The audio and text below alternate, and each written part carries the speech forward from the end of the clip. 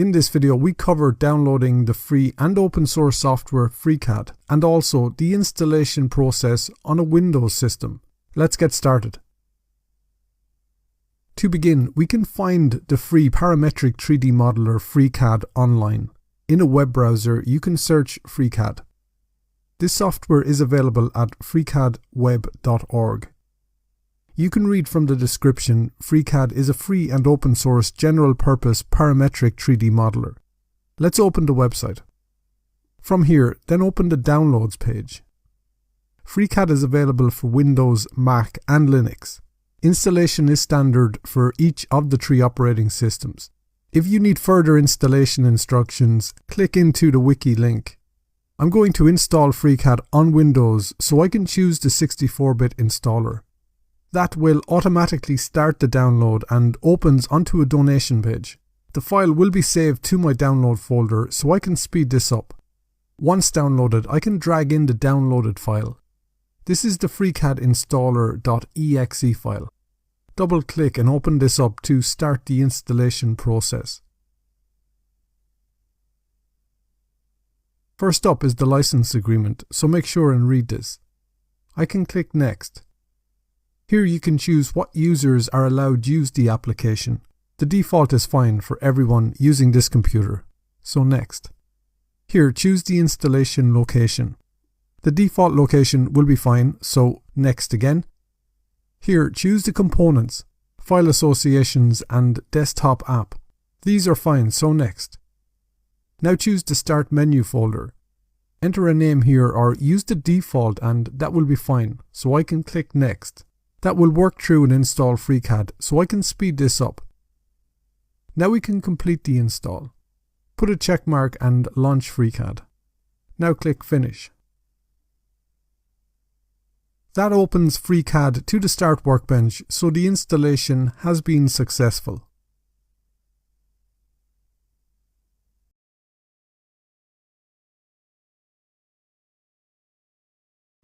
In this video, we take a look at workbenches, toolbars and macros. Let's get started. To begin, let's look at the workbench dropdown. Workbenches provide you with different tool sets to help complete specific tasks within the application. The Arc workbench provides BIM tools, parametric support, IFC and 2D floor plan support. It does that using integration from the TechDraw workbench. The robot workbench to simulate robot movement, or the mesh workbench to work with mesh objects.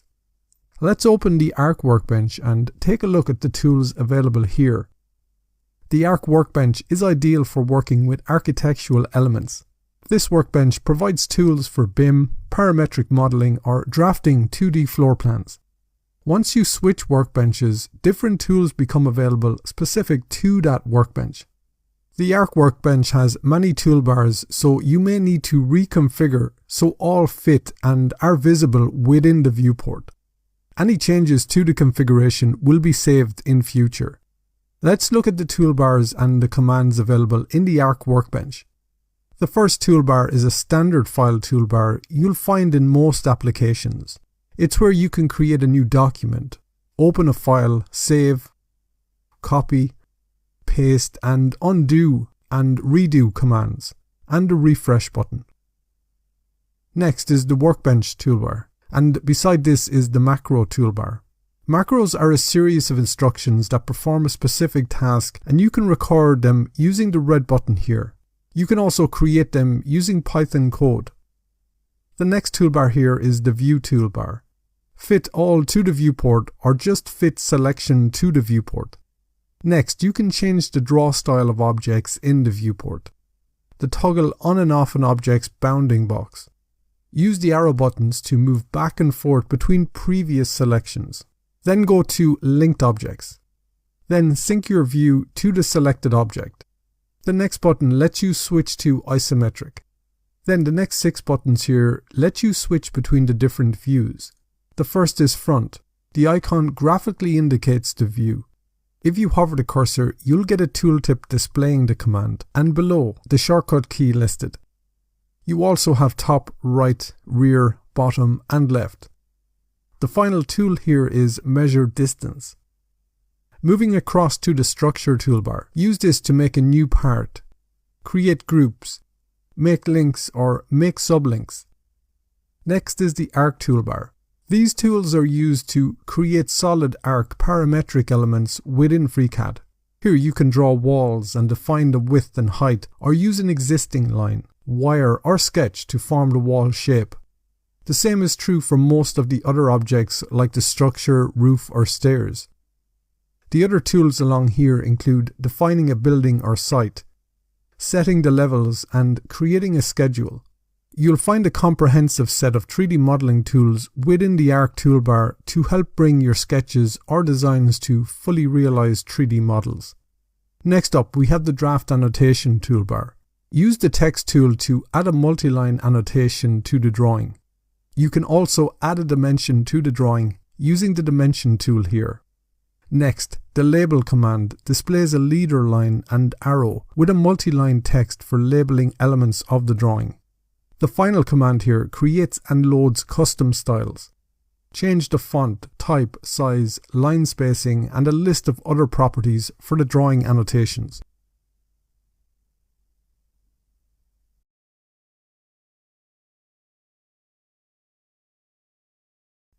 In this video, we look at navigating in FreeCAD. Let's get started. Before we move on to the Snap toolbar, let's look at navigation in FreeCAD.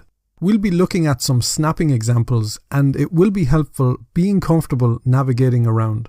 In FreeCAD, the navigation type is controlled on the bottom right here. CAD is the default, or expand the list and choose one from here. If you have experience in one of the listed software, then you can use that configuration. Let's choose the Blender navigation type. To rotate in the scene, press the middle mouse button. It will be easier to see this if we enable the grid here. That way we can use the grid as reference when rotating. Pressing Ctrl and the middle mouse button zooms in and out. Pressing Shift and the middle mouse button pans the view. Maybe you'll prefer a different navigation setup, so you can try out the others from the list. To get the shortcuts for each, let's come to the Edit menu and down and open Preferences. Open the Display tab on the side here. Then up top, open the Navigation tab. Here, under Navigation, click the mouse button for the mouse button configuration. Each are listed for selection, panning, rotation, and zooming. Switch to CAD and find the button configuration here. For this course, I'll stick with Blender, but choose one that suits your style. Then you can set the orbit style, rotation mode, camera orientation, or zoom. Up top, the navigation cube refers to this in the top right corner here. This can be positioned using the corner settings or its size adjusted. We can click OK and close Preferences. This widget lets you click and switch into that view. Use the arrows and rotate in 45-degree intervals. From the drop-down, switch between orthographic, perspective, or isometric. Also, zoom to fit. It's a useful widget to reorientate yourself in the scene or get an axis reference.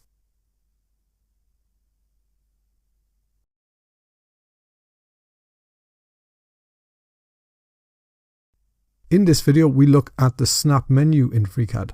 Let's get started. Next, we can move back to the Snap menu.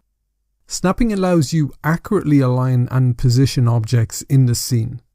There are many different snap types available, each with a specific purpose. Clicking to highlight the snap element switches it on.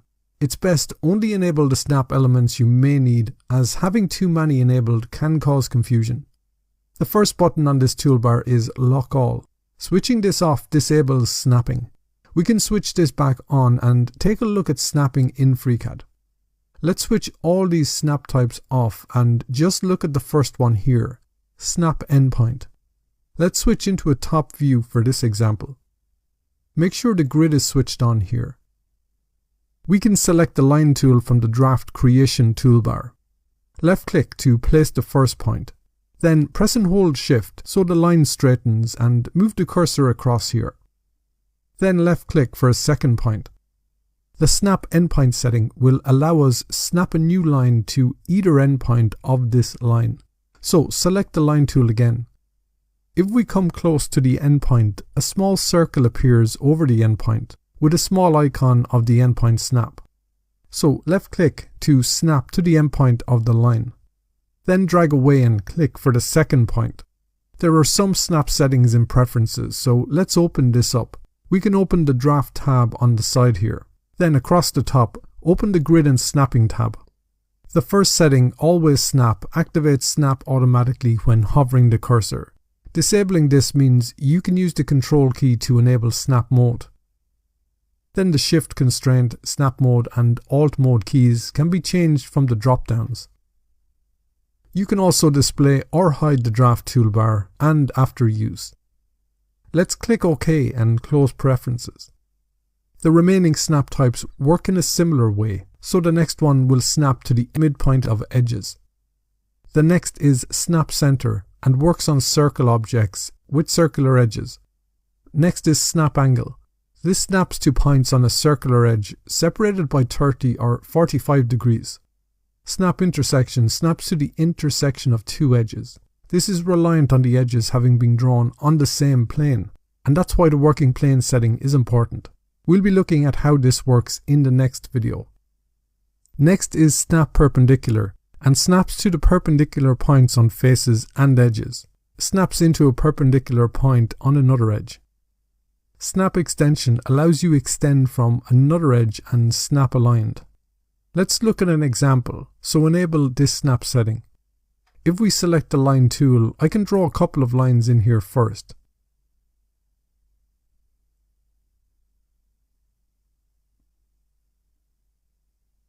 Now if we drag away from the end of this line, a dotted line appears and we can drag out along, extending from this edge.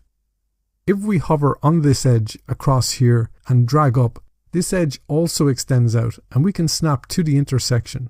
Really useful snap setting. Next is parallel and lets you draw a parallel line to an existing line. Snap Special works with arc objects and provides additional snap points not ordinarily available to the other snap settings. Snap Near will snap to the nearest point along an edge or a face. Snap Ortho gives angle options of 45 degrees from the previous point. So with this active, we can select the line command. Click and place the first point. Now drag out about 45 and the snap icon will display, indicating the angle. So click for the second point. This is relative to the world coordinate system. Snap Grid snaps to the grid intersections. The grid spacings can be controlled from preferences. Open the draft tab, then grid and snapping. Here, grid spacing is currently 1 mm and controls the spacing. Also, the grid size can be controlled here also. We can close preferences.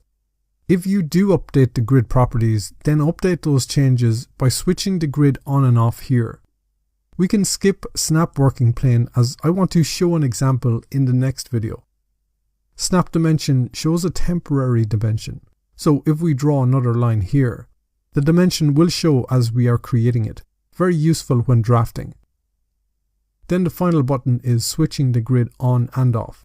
We can look at the Snap Working Plane in the next video.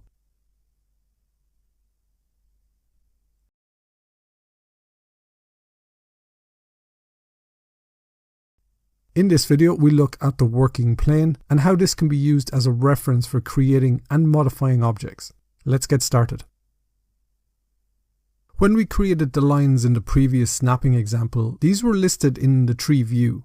If we select the first, then press Shift and select the last one, we can press Delete and remove them. Now we can look at Snap Working Plane and how it relates to the working plane in FreeCAD. The working plane is a reference plane used when creating and modifying objects. You can define the orientation an object will be created in relation to the 3D scene. We can click the current working plane button here and open up the properties. The working plane can be aligned to faces, vertices, or you can choose a preset plane from one of the following. Top will align the working plane to the XY plane of the coordinate system. Then front, side, align to view or automatic. Automatic will use your current view and align the working plane there. Then use the offset field to set a distance for the working plane.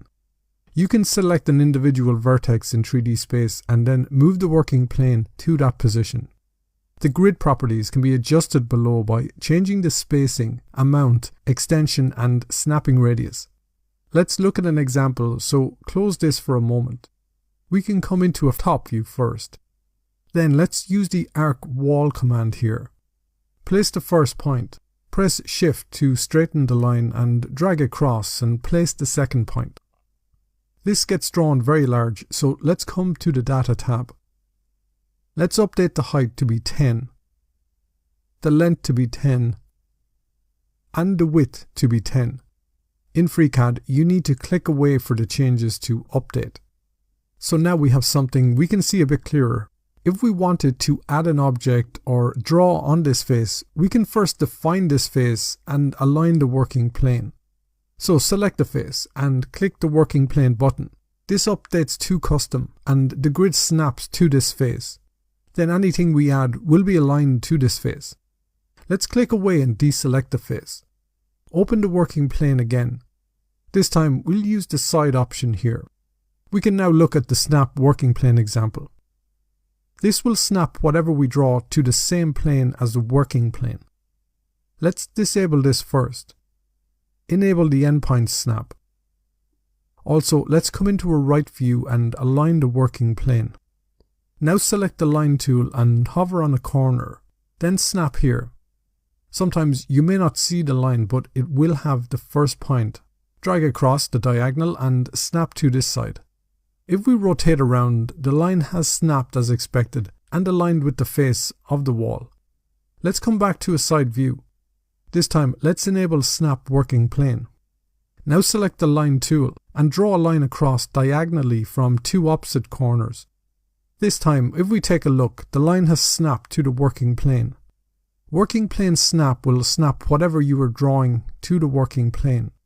For the snapping settings, I usually leave end and midpoint enabled, and enable additional when the need arises.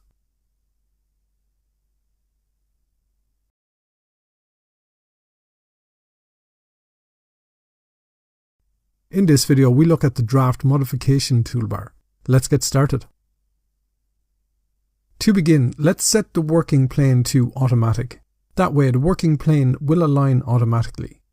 In the model view, we can shift select these objects. Press delete and remove them. We can also come back into a top view.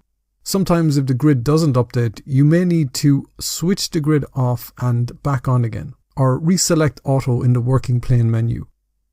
The first tool is move, so let's add an object to move. We can select the line tool again and draw a line across here. You can either select the object you want to move or the move tool first. So let's select the object first. Now select the move tool. The move tool works by first selecting a base point for reference. The task tab appears with move settings. The local value fields let you input the next points. You can set the length and the angle. Relative moves relative from the first point. Global are relative to global coordinates, or in the .2 release of FreeCAD, are relative to the working plane coordinates. Continue keeps the tool active until you check it off from the toolbar. Copy will make a duplicate of the selected object and move that. Modify sub-elements moves any selected sub-elements of the object instead of the whole object. So let's get the first reference point. So hover on the endpoint and snap here. When we do, the local fields are active and we can either move the edge and click to place or input the XYZ values here. So let's input 10 and press enter. Input 10 for the Y and press enter. Then input 10 for the Z and press enter to complete. That will move the edge relative to the reference point we selected. Let's select the move tool again. This time uncheck relative and check on global. Also check on copy. Select a base point. We can move this to world origin, so input 0 in the X, Y, Z fields. Now click Enter Point and move the edge to World Origin. The shortcut to activate the Move tool is MV. The rotation tool works in a similar way. Select the reference point and where the edge will rotate around, its pivot. The properties need a base angle and we can input 0 and hit return. Now the rotation angle, so we can input 45 and press enter to complete. The shortcut for the rotation command is RO. The scale tool can scale an object up or down. Similar to the previous two, first choose a reference point. In the scale properties, input the XYZ factor. Here I can input 0.5 for all three. Then you have options for uniform scaling, working plane orientation, whether you want a copy of the object, modify sub-elements, or create a clone. You also have the option to pick 2 points in the scene to calculate the scale factor. Click OK to scale this down. Next up is the draft mirror. This command creates a mirrored copy of the selected object. If we wanted to mirror across the axis here, first get a reference point, this endpoint. Drag up and press the Shift key to straighten. Now click again and mirror the line. The mirrored line is now listed here. If we select the original line, any changes to the properties will change the mirrored line also. So if we come to the data tab below here and find the length field, change this value to 5. Then click away to update and both lines change. The mirrored line can be converted into its own object by using the draft downgrade and upgrade buttons on this toolbar here. That way the dependencies are removed. Now changing the original line length will not affect the mirrored line. Sometimes you will see the icon to recompute, so you will need to right click and recompute to update the changes. Next, the offset tool will offset a copy of the selected object or the object itself a given distance. The Trim-X tool trims or extends a selected object. Let's see an example, so I can first delete these objects from the scene. Now draw a couple more lines.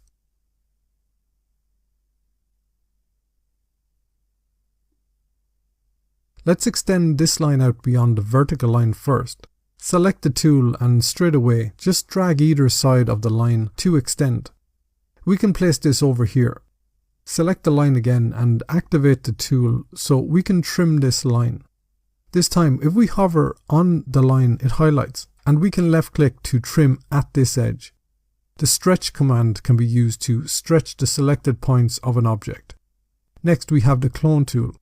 This creates a linked clone of the selected object. Updating the original will update the clone. Next are the array tools. Choose from the list here. Each has a specific purpose for arraying objects in certain formations and can be linked. Let's look at the first array type, draft ortho array. Using this type allows you array along the 3 axes. First, set the number of arrayed objects. We can set the Z to 2 here also. Then the XYZ intervals between each object. The defaults will be fine here. Checking on the fuse option will fuse any overlapping parts of the array. Link array creates the most efficient array. Click OK to create this. Zoom out and rotate around to view these.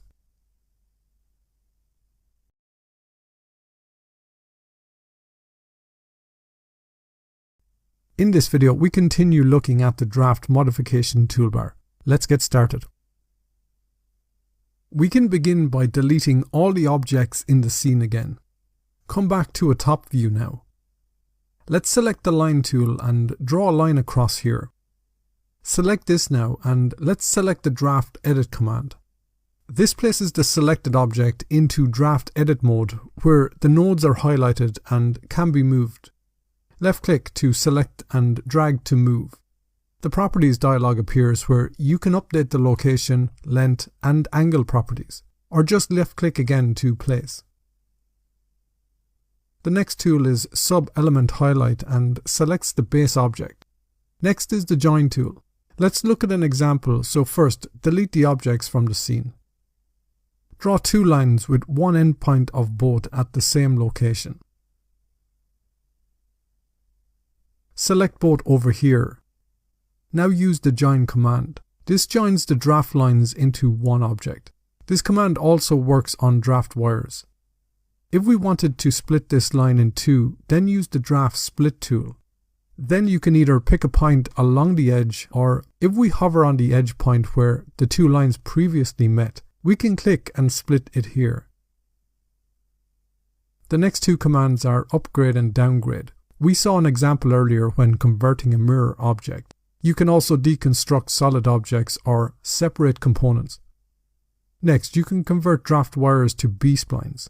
If we select the draft wire tool and draw 3 lines randomly here. Now use this tool to convert this object to a B-spline. The original object can be deleted. Then enter edit mode and modify the points of the spline. The next command, draft to sketch, will convert your draft object to a sketch object. This works the other way, converting the sketch to draft object. The next command, set slope. Let's delete all the objects in the scene first. Now come into a top view. The draft slope can slope lines and wires along the z-axis. So let's select the draft wire tool and draw a line across here. Now select the tool. In the properties, we can input 0.1. Now click OK. We need to rotate around to see the slope. Actually, come into a front view. This rises all the points after the first on the z-axis. 1 is equal to 45 degrees. You can also flatten lines, so select the tool again and input 0 to place flat on the z-axis. The next command is flip dimension. We first need to add a dimension, so let's select the dimension tool here. If the object is selected before using the tool, just drag away to get the distance. If the object wasn't selected, snap to the first and last endpoint. Then drag away for the third point, which will be the distance away from the line, and left click. The text will be small, so let's open the View tab for this dimension. Here, all the dimensions visual properties can be updated, but we just want to increase the font size to maybe 2. Now we can use the flip dimension command. Works on mirrored objects when the dimension gets flipped. The final command on this toolbar is the Shape 2D View command. This creates a 2D projection for the 2D shape. That was a quick look at the draft modification toolbar, and we can move on to the draft creation tools next.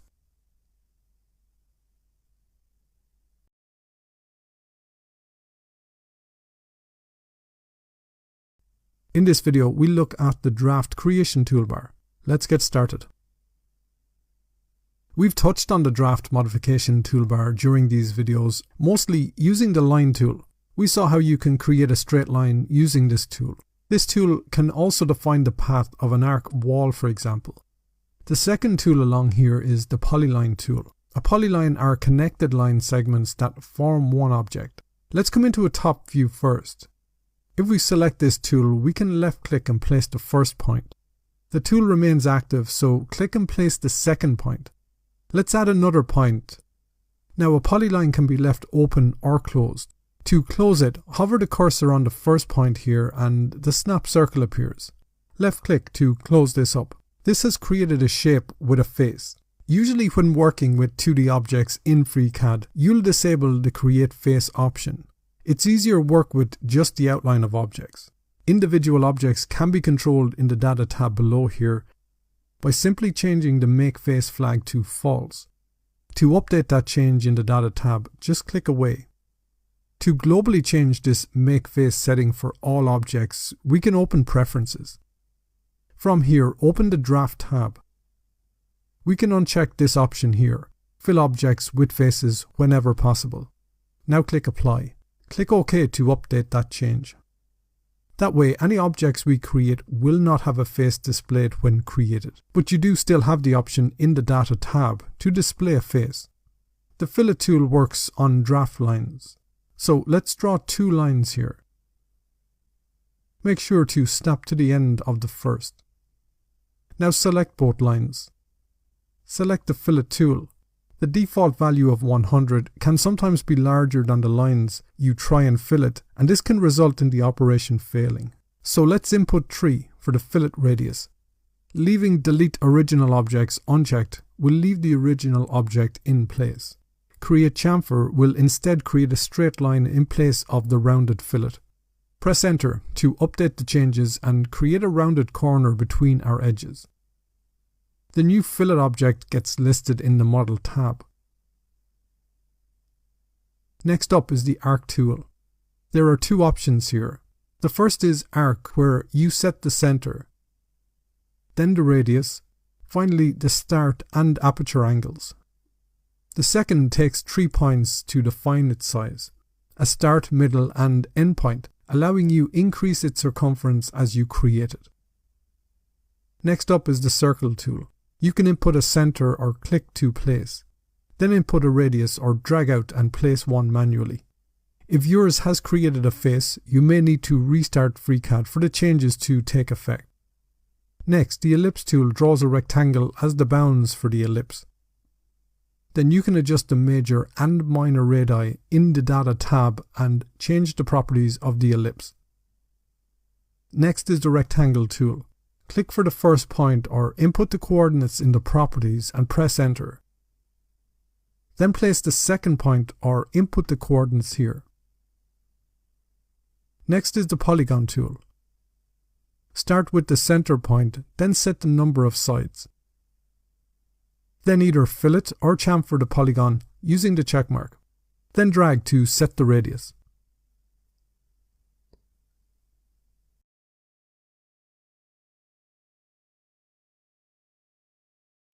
In this video, we continue looking at the Draft Creation toolbar. Let's get started. To begin, let's select all the objects in the tree view here and delete them. Let's start back at the B-Spline tool. With this tool, you select the exact points of the curve. The option lets you undo the last point placements, finish the curve and leave it open. Close the curve, wipe, and that's to undo back to the first point and set WP. This lets you adjust the working plane to the last point. After the curve is complete, you can use the Edit button and adjust the position of the points. The next curve type is Bezier, with a cubic and Bezier type available from the drop-down. With the cubic type, click and drag to place your control points. Unlike the B-Spline, you define the curvature with the placement of the control points. You do get the same options in the Task tab. The control points can be edited and repositioned after creation. With the Bezier type, click and place the control points and define the curvature of the spline. The points of the curve can also be edited after creation. Next is the point. This creates a point in 3D space and useful for reference when placing or snapping other objects. The Draft Face Binder extrudes from selected faces. The Draft Shape string lets you create 3D text. First, choose a location. Enter the string or text. Set the height and choose the font type. Some formats that can be used include .ttf and .otf. Here, I can open a TTF file. Now click to create this. The text can then be extruded in the Part workbench. Use the Part Extrude command here. The default values will be fine, so extrude this. We can switch back to the Arc workbench. The final command is Draft Hatch. This allows you add a hatch pattern to a planar face. Let's use the Rectangle tool and draw in a face here. We need to make sure the Make Face flag is set to True in the Data tab below here. Now we can select the Hatch command. This uses a .pat file. These are available online, but FreeCAD also provide one. On Windows, this can be found in Program Files, FreeCAD, Data, Mod, TechDraw and the PAT folder. On Mac, that's Applications, FreeCAD, then the rest. And on Linux, USR, Share, FreeCAD and the rest. I can add this in here. Select the pattern from the drop-down. Set the scale. This can be set to 1 to begin. The rotation is fine, so click OK and add the hatch to the face.